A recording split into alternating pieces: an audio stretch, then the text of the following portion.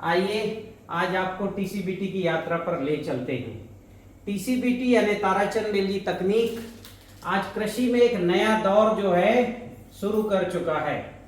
पंच महाभूत आधारित कृषि और जीवन शैली भी पंच महाभूत आधारित कैसे हो, भारत की जो प्राचीन विज्ञान है टीसीबीटी के माध्यम से पुनर्जीवित हो रहा है, अपना आकार ले रहा है। तो इसकी यात्रा जो है कैसे शुरू हुई, मुझसे कुछ किसानों ने आग्रह किया, इसलिए आज आपको शुरू से मैं जो है ये बताने जा रहा हूं कि कैसे टीसीबीटी आज यहां तक पहुंची है। टीसीबीटी की शुरुआत हुई वर्ष 2005 से, जब मैं और मेरी पत्नी मिताली हम दोनों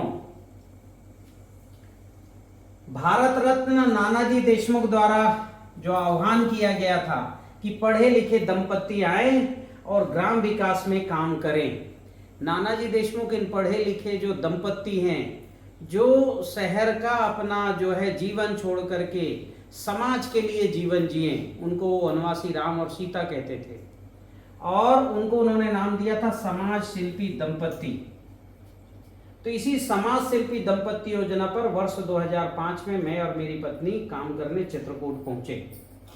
नानाजी देशमुख ने हमें 5 गांव दिए थे समग्र ग्राम विकास के लिए कि गांव से गरीबी दूर करो, बीमारी दूर करो, बेकारी, अशिक्षा और विवाद, ये 5 मुख्य समस्याएं हैं गांव की, इनको समाप्त करना है। और इनको समाप्त करने के लिए बड़े बड़े जो है अनुसंधान केंद्र में स्थापित किए थे। गरीबी समाप्त करना है तो खेती से अच्छा उत्पादन हो, कृषि विज्ञान केंद्र, दो कृषि विज्ञान केंद्र बनाए थे और भारत के बेस्ट कृषि विज्ञान केंद्र आईसीआर के बेस्ट कृषि विज्ञान केंद्र कहलाते हैं। कृषि विज्ञान केंद्र गनीवा और मझगवा, इन दोनों कृषि विज्ञान पर हम रहे और गरीबी कैसे दूर हो सकता है उस पर काम किए। फिर बीमारी समाप्त करने के लिए आरोग्य धाम, रसशाला, गौशाला, ये जो है नानाजी देशमुख ने चित्रकूट में स्थापित किया और बहुत बड़े स्तर पर है। आरोग्य धाम में जो है 2000 से ज्यादा जड़ी बूटियां लगी हुई है और उनका प्रयोग दादी माँ के बटुओं के द्वारा उनका प्रयोग करके गांव से जो है कैसे हम बीमारी समाप्त कर सकते हैं और आयुर्वेद के मूल सिद्धांतों को स्थापित करके बीमारी आए ही नहीं ऐसे व्यवस्था कैसे स्थापित कर सकते हैं। बेरोजगारी दूर करने के लिए उद्यमिता विद्यापीठ, जहां कई तरह के जो है स्किल यानी कौशल सिखाए जाते थे, काम धंधे कैसे कर सकते हैं उसको स्थापना कैसे कर सकते ये सिखाया जाता था। अशिक्षा समाप्त करने के लिए सुरेंद्र पाल विद्यालय और महात्मा गांधी ग्रामोदय विश्वविद्यालय चित्रकूट जो आज दुनिया में प्रसिद्ध है, उसकी स्थापना नानाजी देशमुख ने चित्रकूट में की थी। और इसका उद्देश्य ही था कि गांव के जो युवा हैं ये ऐसी शिक्षा सीखें कि जाके खुद का जीवन अच्छा जी सके और समाज के लिए जो है कुछ अच्छा कर सके। तो उसी के लिए उन्होंने विश्वविद्यालय स्थापित किया था। विवाद समाप्त करने के लिए राम दर्शन जैसी संस्थाएं, ऐसी जो है बड़ी संस्थाएं नानाजी देशमुख ने चित्रकूट में स्थापित किया। मैंने और मेरी पत्नी मिताली ने वर्ष 2005 से 2009 इन वर्षों के बीच में बहुत से विषयों पर हमने काम किया, गरीबी, बीमारी, बेकारी, अशिक्षा, विवाद दूर करने के लिए। और काम करते करते हमें ध्यान में आया कि केवल एक काम अगर ठीक से कर लिया जाए, प्राकृतिक खेती, तो गरीबी दूर हो जाएगी। ठीक है, लागत कम आएगी, उपज बहुत अच्छी आएगी, गरीबी दूर होगी। ऐसा अन्न खाएंगे पंच महाभूत युक्त या प्राकृतिक खेती का तो बीमारी नहीं होगी। फिर जो अन्न उपजेगा उसके छोटे छोटे उद्योग धंधे लगाएंगे, अन्न की प्रोसेसिंग इंडस्ट्री लगाएंगे तो बेकारी दूर हो जाएगी। जैसा खाएं अन्न वैसा होए मन, ठीक है, तो अशिक्षा और विवाद भी दूर हो जाएगा, क्योंकि आध्यात्मिक व्यक्ति ही शिक्षित होता है, ये स्पष्ट मान्यता थी। तो अध्यात्म हमारे अंदर आएगा तो हम शिक्षा से भी पूर्ण होंगे और विवादों से दूर हो जाएंगे। तो ऐसी पूरी समग्र जो है, जब प्राकृतिक खेती से ये लक्ष्य प्राप्त हो सकता है, जब ऐसी बात ध्यान में आई, तब मैंने 9 अक्टूबर 2009 को प्राकृतिक खेती शोध संस्था बालाघाट की स्थापना की और कुछ किसानों को लेकर के, और खुद मैंने 13 एकड़ जमीन लीज पर ली और वहां मैंने खुद खेती में कई प्रयोग शुरू कर दिए। वर्ष 2009 से 2017 तक लगातार हमने खेती में कई प्रयोग किए। इन प्रयोग करने में हमने जो भारत की प्रमुख संस्थाएं हैं जो जैविक खेती पर काम करती थी, उन सब के पास में गया, खुद खेती उनसे सीखा और अपने खेतों में उसके प्रयोग किए। उस क्रम में बायोडायनेमिक खेती,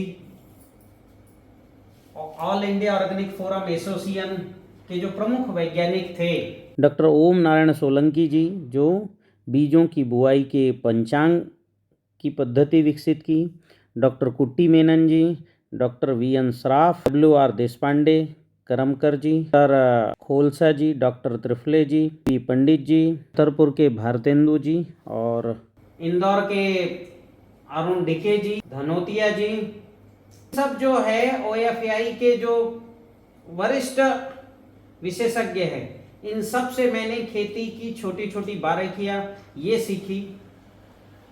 इसके बाद वृक्षायुर्वेद खेती, भारत के जो प्राचीन विज्ञान हैं, जिसको एग्री हिस्ट्री फाउंडेशन, इनके संस्थापक वाई.एल. नैने ने ये सारी पुस्तकों को हिंदी में ट्रांसलेट किया और ये सारी पुस्तकों के आधार पर खेती करना प्रोत्साहन किया।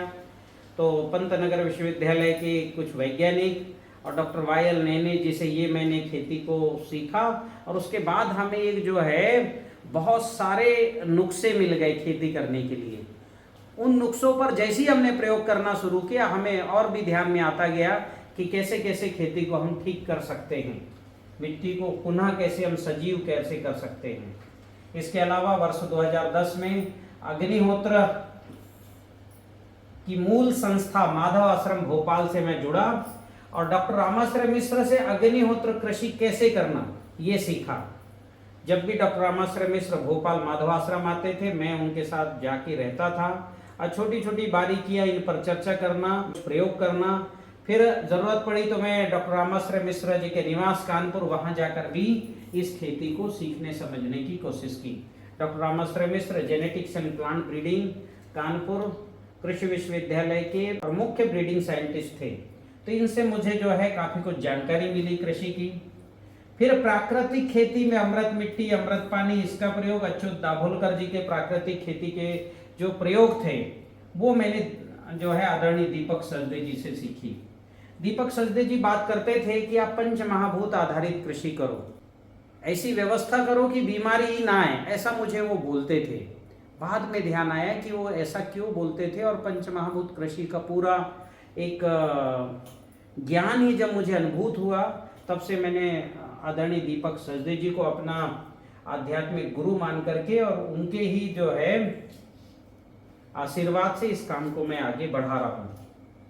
फिर एक व्यक्ति हैं, इनसे मैं मिला तो नहीं, मोहन शंकर देशपांडे जी, पर इनकी पुस्तक मुझे हाथ में लगी, ऋषि कृषि तंत्र, और खेती की मुझे ऐसा लगी कि मैं जो है छोर पकड़ लिया खेती का मैंने, और इनकी पुस्तक हाथ में लगी और नरसिंहपुर में मैंने व्यापक प्रयोग किया।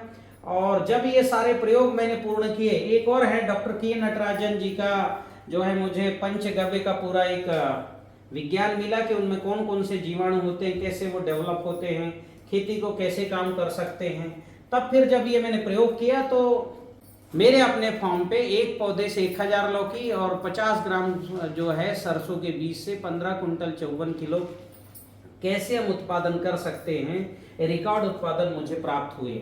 सब्जियों में रिकॉर्ड उत्पादन ये जब मुझे प्राप्त हुए, तब मुझे ऐसा लगा कि हाँ, ये विज्ञान जो है अब हम रासायनिक खेती से ज़्यादा उत्पादन ले सकते हैं, रासायनिक खेती की आई हुई समस्याओं को हम समाप्त कर सकते हैं, ये मेरे ध्यान में आया। तो 2010 से मैं लगातार जो है ऊर्जा और उसकी यात्रा पर लगा हुआ हूँ। माधव आश्रम भोपाल ने अप्रैल 2010 में एक राष्ट्रीय स्तर का कृषि का सम्मेलन भोपाल में करवाया था, उसमें देश भर के विशेषज्ञ आए थे। तब ऊर्जा विज्ञान पर 7 पेज का लेख मेरा उनकी किताब में प्रकाशित हुआ है। तब से ही मैं लगातार इस पर जो काम कर रहा हूँ कि अग्निहोत्र की ऊर्जा और पंच महाभूत कैसे शुद्ध और सजीव हो सकते हैं। लेकिन वर्ष 2019 आते आते तक पंच महाभूतों की सारी वो जो है कि वो कैसे प्रकृति में काम करती, इसका जब अनुभूत हुआ तो मन में बड़ा कौतूहल हुआ। मैंने अपने गांव में फरवरी 2019 में मेरे गांव में एक पंच महाभूत कृषि के लिए राष्ट्रीय स्तर का प्रशिक्षण कार्यक्रम रखा। उसमें देश भर के 19 राज्यों से किसान आए हुए थे। 6 दिन वो किसान रहे। देश भर के जो है ऊर्जा विज्ञान से जुड़े हुए चिकित्सक और कृषि विशेषज्ञों को भी मैंने अपने गांव में बुलाया था और हमने व्यापक चर्चा की। सबका बहुत अच्छा संबोधन हुआ और उसी के बाद लॉकडाउन लगा। तो पंच महाभूत कृषि का जो है मैंने सारा प्रयोग अपने खेतों में करना शुरू किया।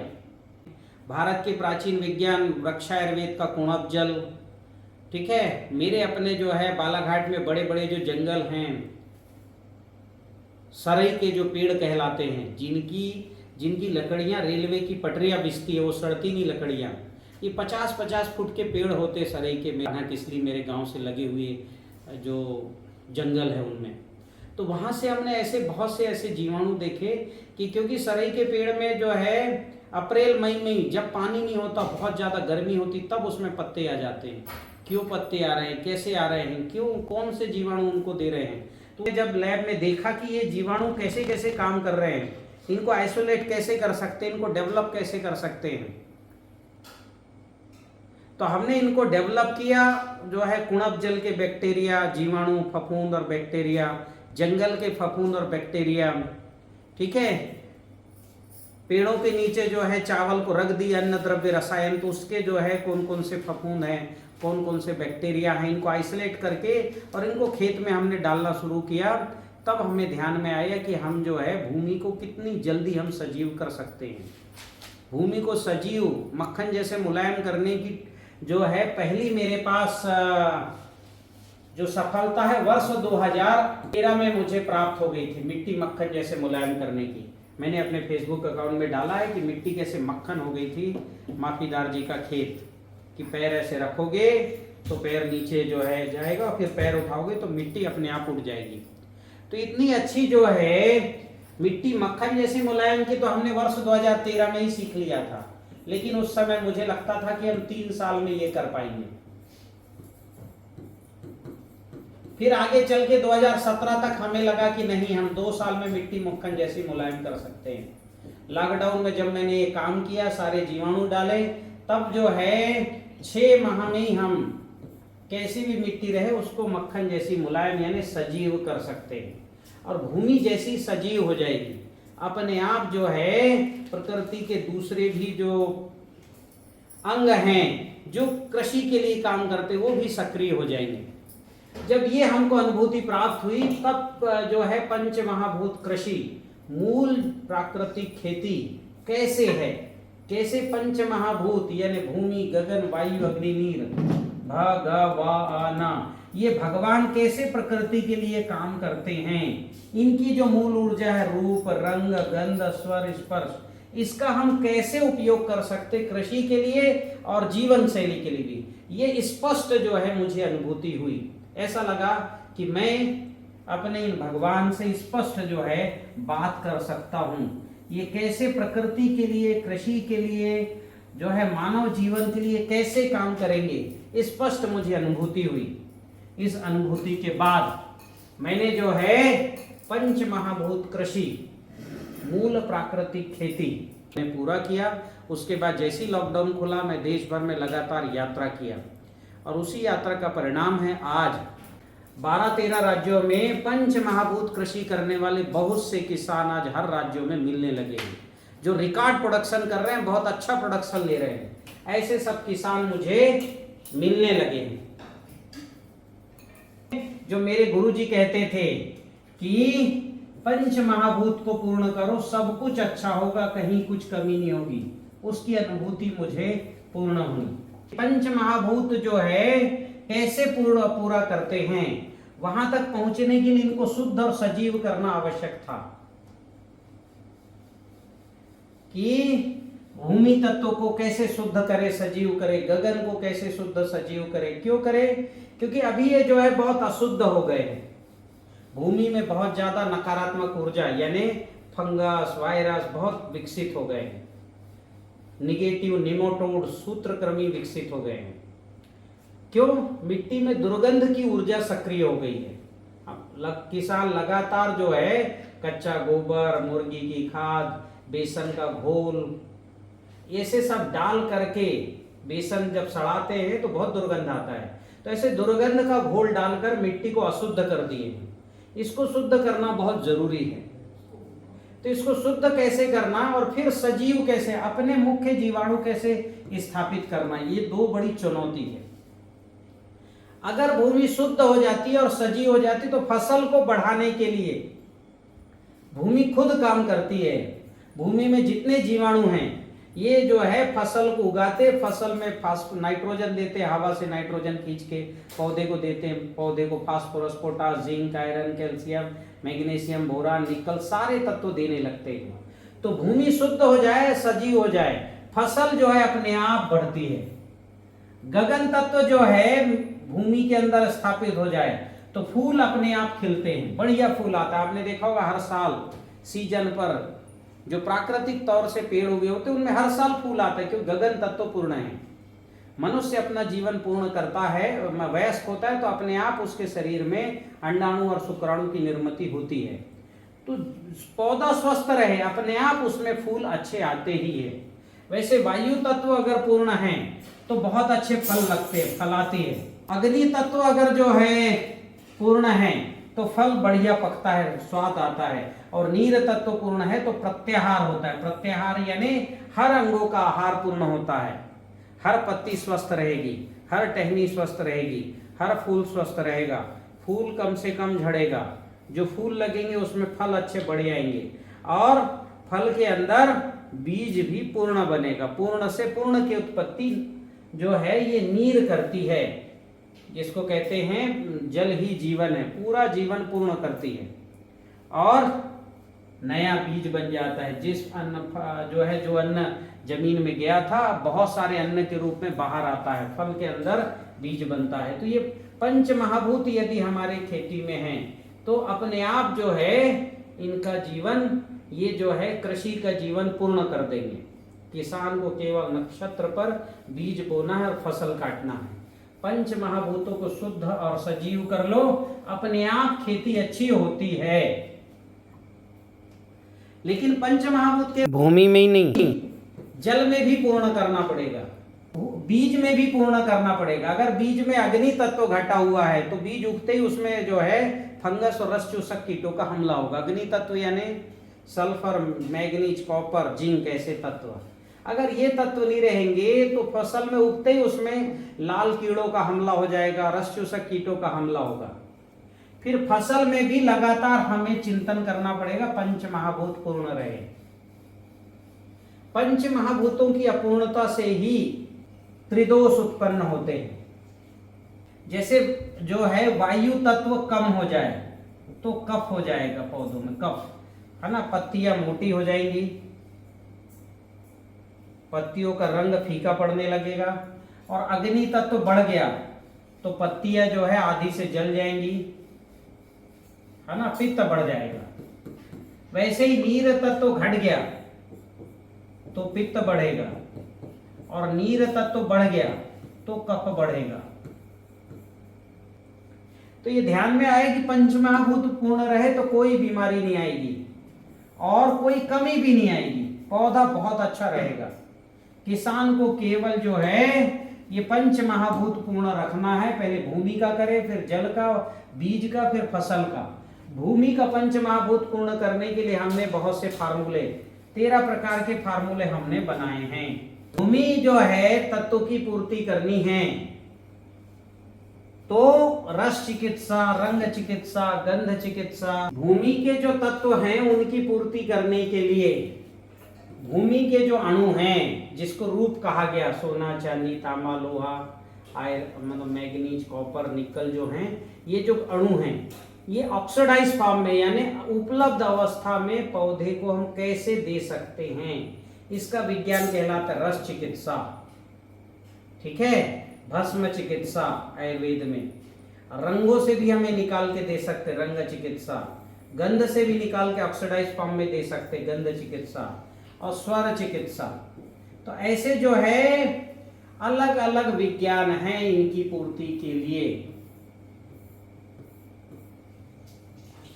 तो ये जो है जैसे हमें ये सब ध्यान हुआ क्योंकि मैं चित्रकूट में रहा आरोग्य धाम में, तो वहाँ ये जो है रस और भस्म चिकित्सा का तो बहुत अच्छा उपयोग होता था। अलग अलग भस्म बना करके और मरीजों को देना, उसकी चिकित्सा, या वो मैंने वहाँ से सीखी थी। तो ये सब जो है मैंने कृषि में ये सब जो बातों का, इसका, इन अध्ययन का, इस शोध का सब कृषि में मैंने उपयोग किया और बहुत से फार्मूले निकाले। टीसीबीटी जो पीडीएफ है उसमें आपको ये सब फार्मूले उपलब्ध हैं। पंच महाभूत कृषि ये मूल प्राकृतिक खेती है। मूल प्राकृतिक खेती कैसे? मूल प्राकृतिक, इस प्रकृति में हर जीव का एक कर्म तय है। सब जीव एक कर्म लेके आए हैं और इन कर्मों को के द्वारा प्रकृति अपना जीवन पूरा करती है। ठीक है, ये जीवाणुओं का जीवन पूर्ण हुआ, पेड़ पौधों का जीवन पूर्ण हुआ, शाकाहारी जीवों का जीवन पूर्ण हुआ, फलाहारी जीवों का जीवन पूर्ण हुआ।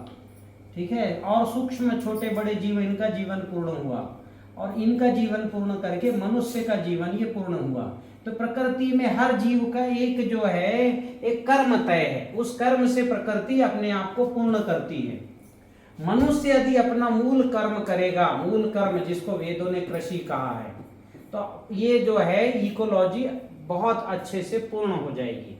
ये इकोलॉजी की स्वयं पोषी स्वयं विकासी व्यवस्था कंप्लीट हो जाएगी। जीवो जीवस्य जीवनम की व्यवस्था पूर्ण हो जाएगी अगर पंच महाभूत कृषि होता है तो। ये मूल प्राकृतिक खेती है। और पंच महाभूत के जो भगवान है, भूमि गगन वायु अग्नि नीर, इनके भोजन की व्यवस्था भी ये पंच महाभूत कृषि पूर्ण करती है। क्यों? क्योंकि इसमें अग्निहोत्र करना अनिवार्य है और अग्निहोत्र पंच महाभूतों को ऊर्जा देती है, उनको भोजन देती है। और पंच महाभूत कृषि का जो आधार गाय, उसके पंचगव्य से जीवाणुओं की उत्पत्ति होती है। तो अणु और जीवाणु ये दोनों जो है प्रकृति में समान रूप से स्थापित हो जाते हैं। तो यह मूल आध्यात्मिक जो है कृषि है और आध्यात्मिक जीवन को पूर्ण करती है। इस तरह से टीसीबीटी कृषि विज्ञान अभी पंच महाभूत कृषि में आकर इसका मुझे लगता है कि इसकी यात्रा पूर्ण हो रही है। अब इस यात्रा को हमें समाज में फैलाना है, समाज में आगे बढ़ाना है। हर खेत में पंच महाभूत कृषि हो, अग्निहोत्र हो और वहाँ के अणु और जीवाणु अपना जीवन पूर्ण करें। हर घर में गाय हो और उसके जो है पंचगव्य से कृषि में जीवाणुओं की यात्रा पूर्ण हो। तो अणु और जीवाणुओं की यात्रा पूर्ण होगी तो स्वाभाविक है मनुष्य का जो है जीवन पूर्ण हो जाएगा। मनुष्य का जीवन पूर्ण होगा तो ग्राम का जीवन पूर्ण होगा। गांव की गरीबी, बीमारी, बेकारी, अशिक्षा, विवाद ये समाप्त होंगे और टीसीबीटी की यात्रा जो है ये पूर्ण होगी। बहुत बहुत धन्यवाद। टीसीबीटी की सभी जानकारियों को निरंतर प्राप्त करने के लिए ताराचंद बेल जी तकनीक टीसीबीटी पाठशाला यूट्यूब चैनल को सब्सक्राइब करके रख लें और अपने एंड्रॉयड फ़ोन के प्ले स्टोर से सोल फार्मर ऐप और सोल एजुकेशन ऐप आप डाउनलोड कर लें। इन दोनों ऐप में टीसीबीटी से जुड़ी हुई सारी जानकारी और नए अपडेट्स आपको प्राप्त होते रहेंगे। बहुत बहुत धन्यवाद।